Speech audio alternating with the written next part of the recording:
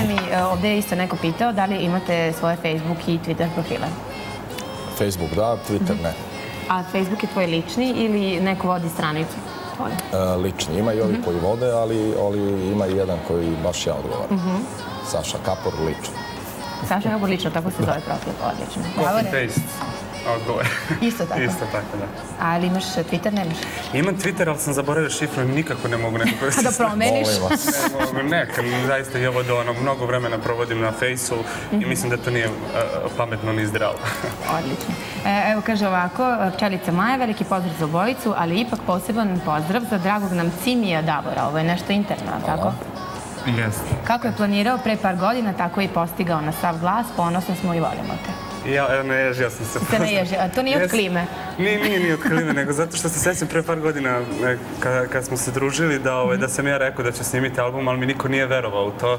Jer sam tad radio u magazinu, svašta čuvao decu, sve i svašta. Niko nije verovao da ću postići ovaj uspeh koji sam sad postigao. Evo, trud se isplati i ti si to pokazao.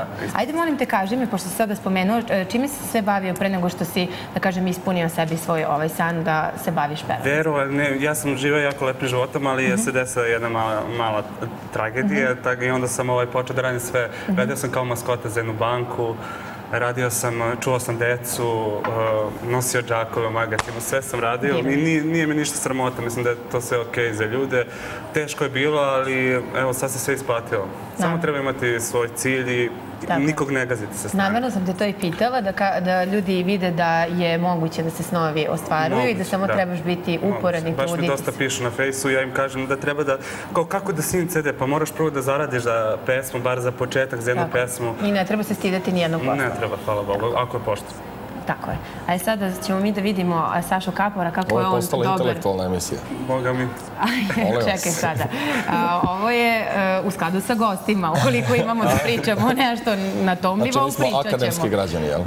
Ja jesam, ne znam za vas dvojica. Dobro. Ja još nisam završio. Nisi još završio, dobro. Ja jesam. Saša, ti?